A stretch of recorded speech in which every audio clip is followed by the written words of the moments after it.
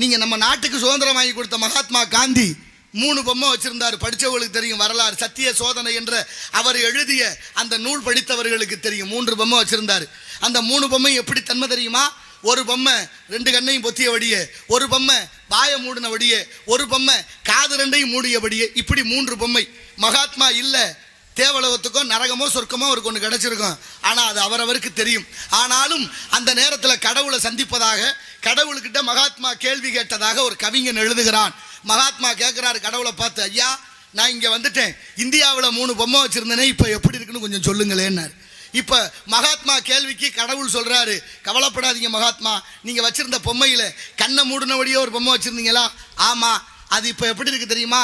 உங்கள் நாட்டு நீதிமன்றங்களாக இருக்குது. கண்ணே திறக்கிறாங்க இல்லை, எவன் சொல்கிறானோ அதுக்கேற்ற மாதிரி சொல்லிட்டு போயிடுறாங்கன்னாரான்.